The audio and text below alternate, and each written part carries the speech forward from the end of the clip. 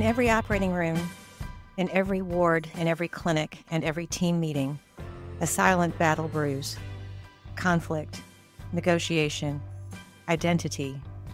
Welcome to the Scalpel and Sword podcast, where I, Dr. Lee Sharma, physician and conflict analyst, explore the hidden negotiations beyond modern medicine. Let's trade burnout for boundaries and learn the art of healing with precision and power. You've spent years making careful decisions with lasting impact. When it comes to investing, the same principle applies. Lightstone Direct gives you access to institutional quality real estate investments with decades of proven experience behind them. Invest directly, no middlemen, and a $12 billion plus AUM real estate firm in your corner. Visit lightstonedirect.com. All investments involve risk. Please visit lightstonedirect.com for a full list of disclosures.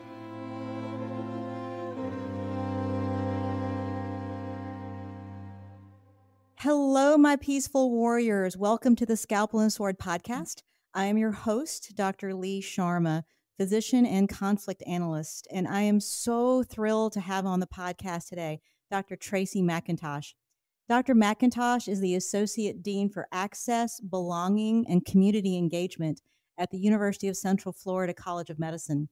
She has her master's in science, a master's in public health, and she got her medical degree from Yale.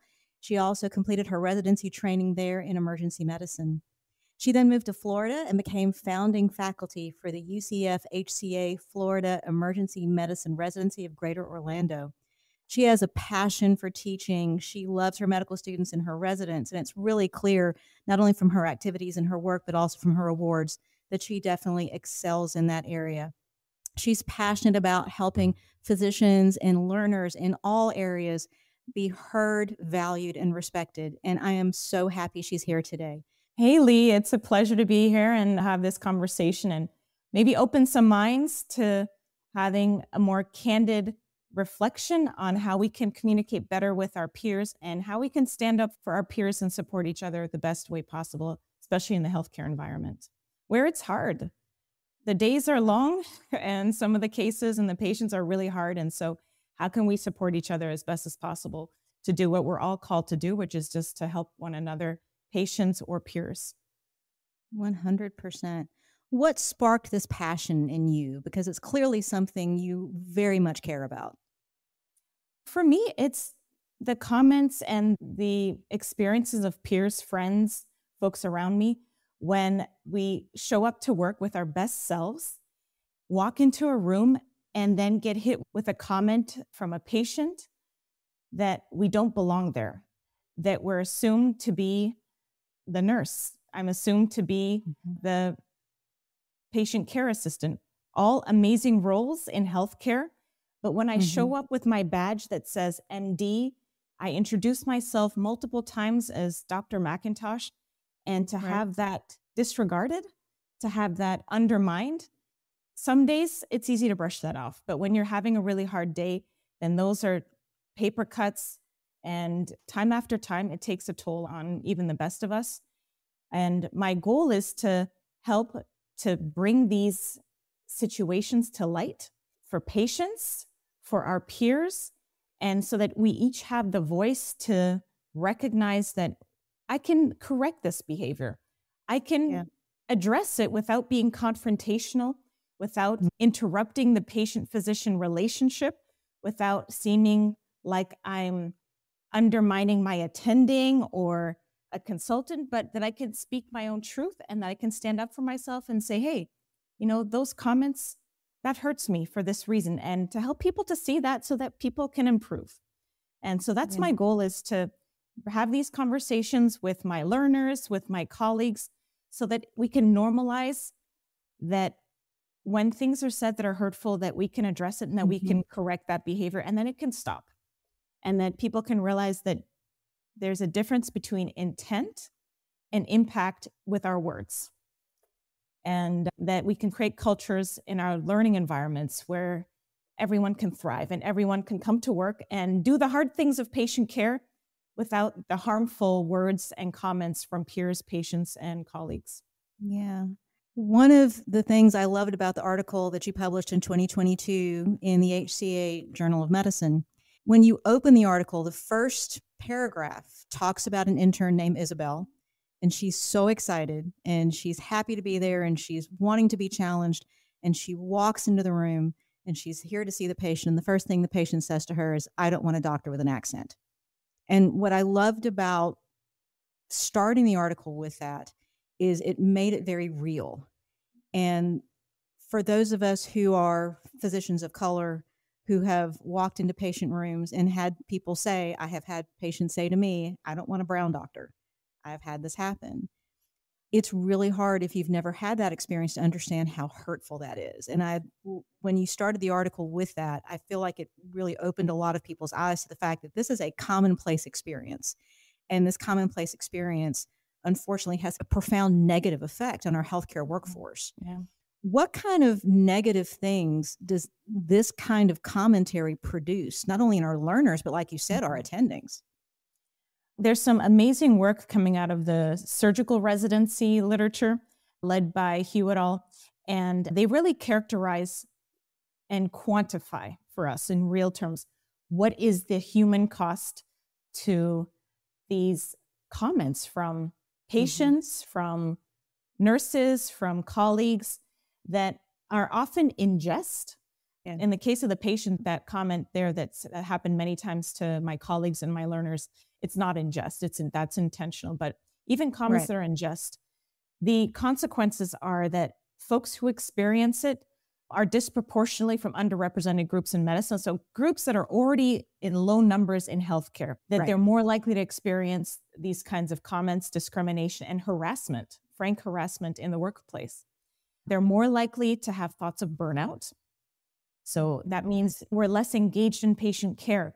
We have less empathy. That's how burnout manifests in our workplace. More likely to have thoughts of attrition. That means leaving medicine. That means people that we recruited because of their passion for helping others, for improving the quality of care. People that we recruited to our residency programs because we knew they would add so much. They're more likely to want to walk away from medicine, maybe from our program and to another program, which is still a loss, but to leave medicine altogether. And unfortunately, there is an association with thoughts of suicide and self-harm. And so this is a tremendous cost, and we're very invested in making sure that we prevent all those outcomes. And we know that having physicians who are underrepresented minorities, not only is that so important to improve our culture in our medical house, but it's also very important for patient care. We know that patients resonate with physicians who look like them. That's well documented. It's going to help them feel like they're accessing a common system. And we want patients to feel comfortable in the system. And the fact that we are letting these microaggressions, these statements, the things that sometimes people will try to laugh off, and yet they're so hurtful, and we're not finding an active way to address that, it's hurting how we care for patients, but it's also hurting the clinicians in such a profound way. And if they don't have a way to work through it, if they don't have a way to address it, you're right, they may just want to walk away. And what a terrible loss. One of the things I love in this article is that you actually talk about a structured way to approach this, that if these are happening, let's say, for the sake of argument, let's say that you have an attending who's got a male medical student and a female medical student, and he calls them, the male medical student, by his name, whatever, and the female he calls sweetie, honey, and this happens over and over on rounds. And we have somebody who's making the statement, we have someone who's hearing the statement, but we also have the bystander. We have another person who's a witness to this. And you talk about this in the article, that there is actually a triangle in this process. Tell us more about that. Yeah, this is from Ackerman Barger. And I like to use this because so often we're found in situations where it happens, it's uncomfortable, we see it happening, we're right there, it's unfolding, and we're frozen, just caught off guard. And so by having these workshops, by having these conversations, and by giving examples of scripting, my goal is that once I've said it in this protected environment in a workshop, once I've had a chance to role play with a colleague, then when it happens the next time, I have an idea of what feels good to me, what feels normal and natural for me, which could be different than what feels normal for you, Lee. And so sometimes in the moment, I'm going to want to interrupt it and I'm going to want to speak up and point it out right there and then. Other times it may not feel comfortable.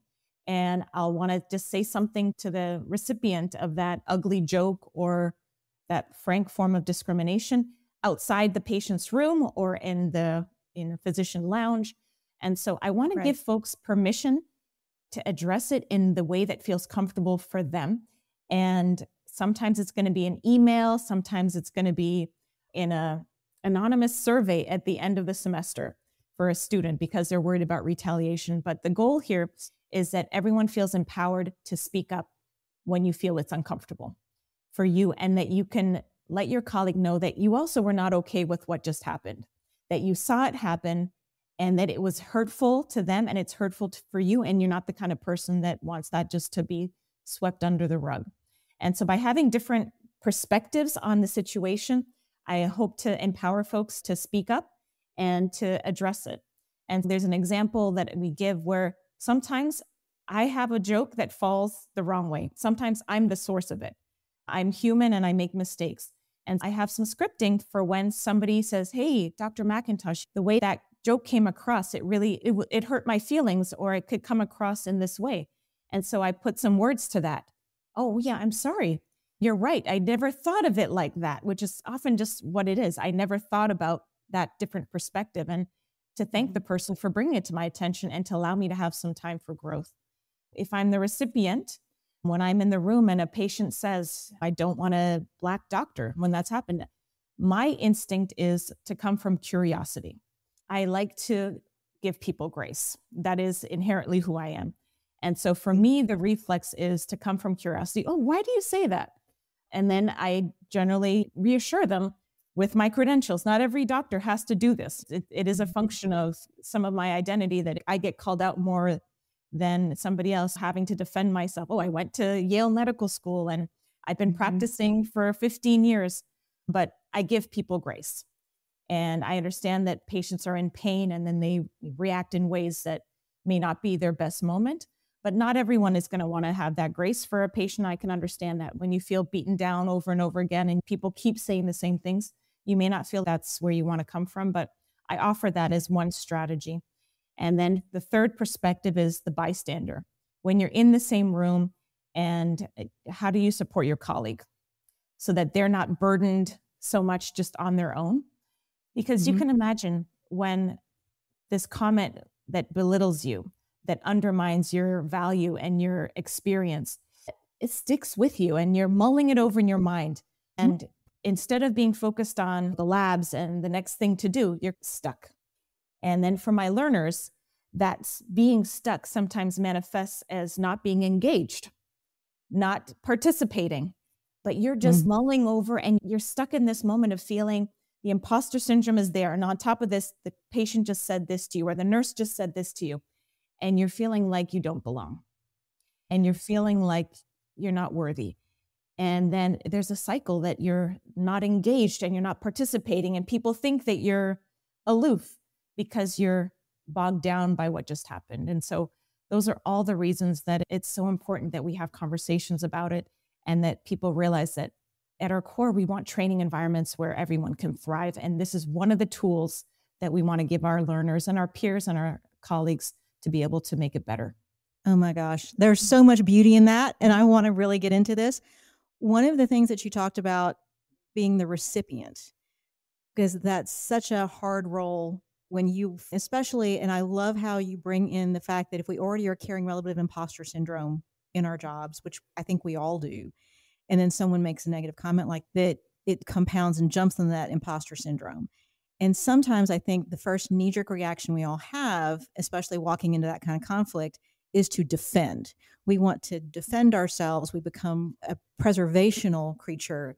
And I love how you talk about we really want to respond from curiosity, because being curious about why that statement was made actually does so many things. It creates a space to have that conversation, and you actually become more powerful because you are letting that conversation take place and you're able to say, I would love to know why you made that statement. That's very empowering. And most of the time, I think if you open the door to that, not only is the patient going to get a different perspective or whoever has made this comment to you, but you're also going to be able to take it out of a space of taking it personally. And I love how you're giving people that strategy. I also love how you talk about the process of scripting these responses, because in the moment, it's such an emotional process that if we don't have something already that we've thought about it, that we've prepared ourselves, that it's very easy to get into that headspace of being distracted. And we're distracted by the comment. And as you say, we suffer personally, the clinical care suffers. And I think with that idea of scripting comes the idea of it's not an if, but when. And so you're already, I think, preparing your learners for the possibility that this may happen. And in many ways, it's not a possibility, it's a probability. Do you find that when you practice scripting with them, they become more confident in entering these conflict situations? Yeah, and I do see that in our workshops. And when I offer an opportunity for learners, especially to share experiences, then they're able to see how pervasive it actually is. And folks are able to identify how these situations impact their peers. And so it's really powerful to do the scripting, to give us some concrete examples from people that they really respect and people that they really want to have their backs, and make sure that they all make it through training and they all make it to the other side whole. Yeah. Another thing that you talked about is if there is somebody who is making the comment or making the microaggression, when this is brought to that person's attention, we're not trying to create a culture of finger pointing, that we're actually trying to create a space that is, we're here to grow, we're here to get better. I'm going to make mistakes. We're all going to make mistakes. We're all going to say things. And there's a lot of, as you said, be able to extend grace to ourselves, as well as extending grace if we happen to witness something like this. Do you find that also doing this kind of work that you're doing, these workshops, doing the scripting, I'm sure that is making huge strides in creating this culture where you are? Yeah, I hope it is, because the workshops and the conversations I have, it's very affirming for folks to realize that they're not alone. It's unfortunate when I share the data about how pervasive it is. It's good and bad. Good for them to know they're not alone and that what they're experiencing has a name, has been studied, and interventions to address it. But of course, bad because it is so prevalent. And again, our surgical colleagues have been shedding light on these issues and trying to improve the training environments, specifically for general surgery. Every year after their in-service training exam, they have surveys for every single surgical resident to understand how many folks are going through this. And one of the criticisms that I hear from folks about having these conversations, putting a name to these insults, discrimination, and harassment is, are these millennials and Gen Zers are just too sensitive. They're just too sensitive. But then when I present the data of the prevalence that close to half to 2/3 of female surgical residents are experiencing sexual harassment, that maybe close to half of Black African-American surgical residents are experiencing racism, discrimination. These are the toughest residents, the surgical residents, and they're all experiencing it. So it's not that they're too sensitive, it's just that there's too many of them going through it. And it's really a call to action for us. I went through OB/GYN residency in the 90s, and I trained at Parkland Hospital. And of course, we knew all the surgical residents as well. And one of the things that I really think about now is going through that process. I think we had a lot of toxicity in our programs. I think it was all there. And I think the reason why I am just now thinking about what that experience was like for me was because I just accepted the fact that I was going to get beat on and harassed. And it didn't occur to me that there was anything different. But more importantly, and actually frighteningly, I didn't think it was anything wrong. It was, this is the nature of training. This is the nature of training in a big university hospital. You were going to have these comments made. You just learned to deal with it. You sucked it up. You kept going. You really didn't want to say anything because you might get tossed. And it was literally almost trained out of us to think about whether or not environment was toxic or not. And I think that's such a fascinating perspective. So hearing you talk about how we have the millennials and the Gen Zers who are actually saying this is not appropriate behavior, is promoting that change. And I love the fact that a lot of this literature is coming out of the surgical residencies, that people are saying that having this kind of interaction is not only detrimental to us, it's detrimental to patient care. It's dividing our attention. We're spending more time thinking about the aggression than we are thinking about doing the case in front of us. That's so terrifying that we are asking them to divide themselves in that way. And being able to have an environment where we can actually educate people, because we want to educate, we want to learn, we want residents to leave training programs feeling competent and ready to go out and practice on their own, but understanding that we have to create an environment to do that.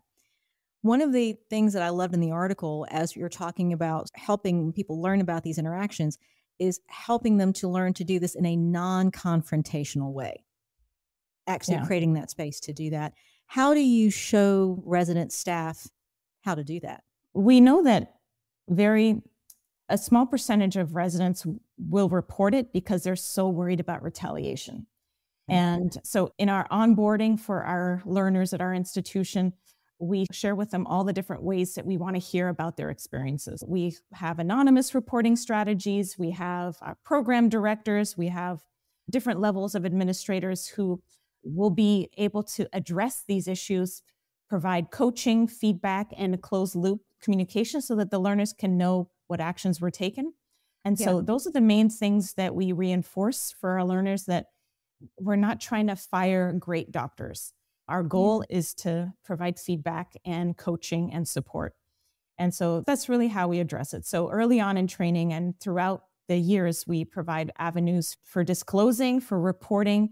And if it needs to be anonymous because people are worried about retaliation, that's one of the mechanisms.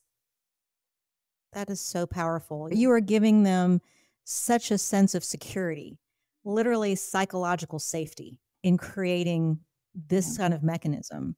And that's something, unfortunately, I think that it's so needed. We don't have that right now in so many locations in just medicine in general. We're needing to really find that because it's lacking so much. Especially right now, I feel like one of the things that we talked about before we jumped on was the idea that this is not just about preserving mental health for our physicians and our learners, our medical students and residents. This is about preserving a workforce. Absolutely. Yeah, I talked about the thoughts of attrition. That was 1 in 8. That was for the surgical residents. But we extrapolate that to other specialties. And we have an expected shortage of physicians. AMC put out a report earlier this last year that is up to 86,000 doctors that we'll need in 10 years.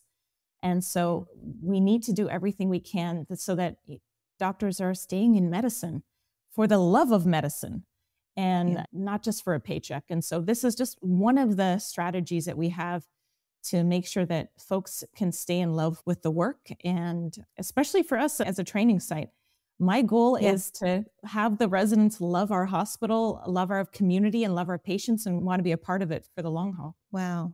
As you are working through this process of teaching them how to recognize, approach, and deal with microaggression in such a way that it becomes a learning experience and something that becomes a part of their education just as much as clinical practices, you are giving them a life skill. Do you give them any kind of specific acronyms, tools, something that they can use to remember how to process all of this? Yeah, one shortcut is just to focus on I statements. So this is good communication 101 for any kind of conflict resolution and any kind of difficult conversation. And it just to start with, I feel this way because of this, as opposed to you are racist, you are sexist, you are anything. That is very difficult for the recipient of that type of statement to open their ears and heart to a conversation. But if I start with, I'm curious why you don't want a doctor who looks like me. Did you really mean to say that? Because I'm here to provide the best possible care for you. So I just focus on the I statements when I don't know what else to say, but finger pointing and calling other people out at that my guard is way up and the tension is going to be way up. And it's going to be hard for me to recover that relationship, patient physician or colleague to colleague, consultant to emergency attending. It's going to be really hard. Oh, amen. The idea of finding a way to start that conversation where you're not immediately putting somebody in the defensive, That's so powerful, because that's such a place that if you walk into that with the you statement immediately, especially somebody who hasn't been through the training, who hasn't been to the workshops like you guys are doing, the natural knee-jerk response is to react, not respond. And unfortunately, this is where you get escalation. And rather than opening a dialogue, you're going to close a door. And that's the opposite of what you want. Brene Brown has a beautiful way of working with this in her books, Daring Greatly. She's just so amazing with her work with leadership. Amazing. But one of the phrases that she uses that we will use a lot as well, and it's still a you statement, but the whole kind of interaction is framed around, when you say this, I hear this. And so you're not telling the person you're X. That's not the point. But it's explaining to the person that I understand that what you said may not be what you intended to communicate. And that's a huge place of awareness for a lot of us as communicators, isn't it? Oh, absolutely. And so that really requires us to come to our work, to the hospital, to our clinics with our cup full, because it really takes a lot to do those types of statements. And I don't discount what that requires. And especially when it's different levels of training, an intern, it's hard for them to have that confidence to have these types of conversations. But scripting and giving them permission to feel the way that they feel and to know that they don't need to be anybody's punching bag, that's so important. I love how you use that phrase, to feel the way they feel, because this is something that I think has been so sorely lacking in medicine, that as we are learning more about conflict, as we're learning about microaggressions, we are understanding that it's okay to feel. It's okay to have emotions as we come into our job, and we can be professional and sometimes even be better professionals if we're aware of what's in our cup, if we're aware what we're bringing into the workplace. Because that's not something in terms of a self-awareness or any kind of mindfulness practice of what's going on with us. That's not really something we had as trainees. We were not encouraged to do that. So I love the fact as you're going through this process, inherent in it is doing some introspective work to know what we're bringing in with us when we walk in the door to the clinic, the ER, the OR, wherever we happen to be. Yeah, absolutely. I love that so much. Have you found, since you started doing these programs, that your attrition rate or the reported mental and psychological health of your residents and learners has improved as you've been doing these programs? I haven't been tracking the outcomes. What we track is, in our healthcare systems, the rates of discrimination, and that hasn't changed too much, but I have so many variables and confounders. So I'm not too discouraged, and I will still continue on with these workshops, but I'm looking forward to some really incredible work coming out of the surgical literature, where they have done randomized controlled trials. They have implemented a suite of workshops and programs and resources in order to really see, does this make a difference? I'm in a world where doing these workshops, it feels right. We're having meaningful conversations. I get a lot of great feedback, but there's still opportunities for us to see what are the actual evidence-based strategies to have real outcomes improve for our learners. So that's still the second trial, and that's still on the horizon. Oh, I'm so glad. I'm fairly confident that as you continue to do this work, I think you're going to see better reporting when it comes to mental health. I think we're going to start to see less attrition. I think we're almost getting into a critical space with healthcare in terms of keeping the people we've invested in as learners, but also the people who are in their careers. These are also physicians that maybe have a few more years of clinical practice that may also be leaving because they were never given these tools. And we want to include them as much in this learning workshop world that you are presenting as much as our learners are. Because honestly, sometimes as I start to talk to doctors who graduated from other countries, who maybe they do speak with an accent and they just put up with it their whole lives. And no one's ever given them the tools. No one's ever given them the permission to say, it's really not okay for this to happen. We want to put our arms around and support you. Yeah. And I feel like our skin gets tougher as we go on in training, but it's still, we're still human beings. And unfortunately, you and I know that the rates of suicide are way too high for physicians. And so we're not immune to anything. We just bury it and we hide it, and we have strategies that are not healthy coping strategies that we employ. But I think there's so many opportunities for us to get to the root of what makes medicine so hard. And this is just one of the things that makes it hard. Having difficult conversations with colleagues where we're not built up by each other. We're not being encouraged by each other, by instead the words and the actions by our colleagues sometimes in and of itself are belittling. And having a voice to speak up and to report them to the CMO if that's what we want to do. But what's better is to just have conversations with colleagues and to let them know our perspective and how the words affect us. I think that's the best way for us to move forward. You said something really amazing, and I want to really bring this out, which is that this is something that happens to a lot of us, if not all of us. It's not something because we have over time developed, as you said, this thicker skin. We've just let it go. Someone makes a comment to us and we just let it pass. We may overhear a comment and not have the tools to bring it up and to let that colleague feel alone. They received that comment, we let them suffer with it. And rather than having these conversations or giving them that support, it's like, I'm really sorry that you had to deal with that. Let me talk with you. Let us sit down together. Let us figure out how we can address this so it doesn't happen to you again. Yeah. Is there something that I can do to help you? But let them guide you on what's comfortable for you and for them. And this is one of the things I think is great about us even having this conversation in the first place, is that if you start to think about the number of times you've had these comments made to you, and then you think about how that made you feel, would you ever want a colleague to feel that way? Of course not. And if you have the agility and the ability to actually help to make an intervention and raise somebody's awareness, I think that the majority of the time when you raise somebody's awareness to the fact that they made a comment that was hurtful, and especially among medical professionals, I think the vast majority are going to be really shocked and very sad that they had that effect on somebody. But you do want to open the door in such a way that they don't feel attacked, that they don't feel canceled. Yeah. You want them to feel very open to that. I think it's only going to build solidarity, and it's only going to build that. And I keep coming back to this term, but psychological safety. We need that desperately. Yeah, we do. The work is so hard as it is. We need to know that our spaces are safe. And as the term toxic, that is what describes so much of training in the past.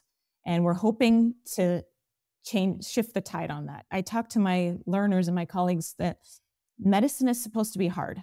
It's hard. The cases that we take care of, the outcomes, it's really hard. But it's not the toxic part. That's what we can control.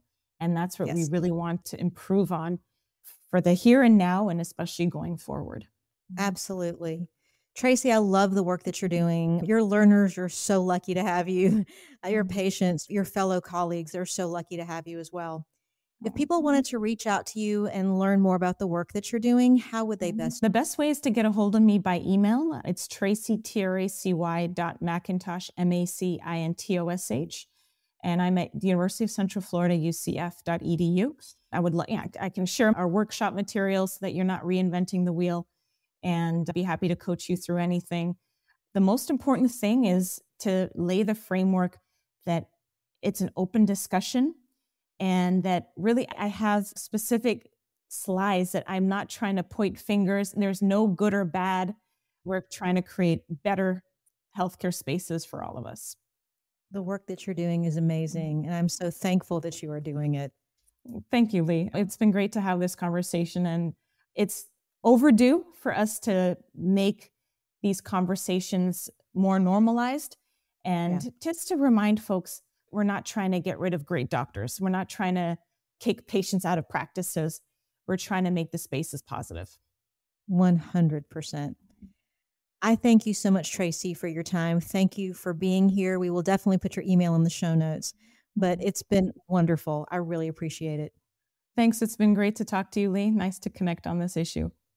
100. Thank you so much.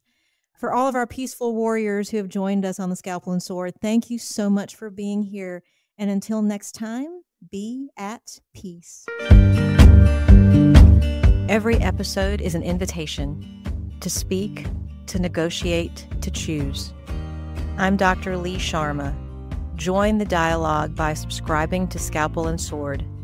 Until next time, peaceful warriors, may your choices be sharp and your voice be even sharper.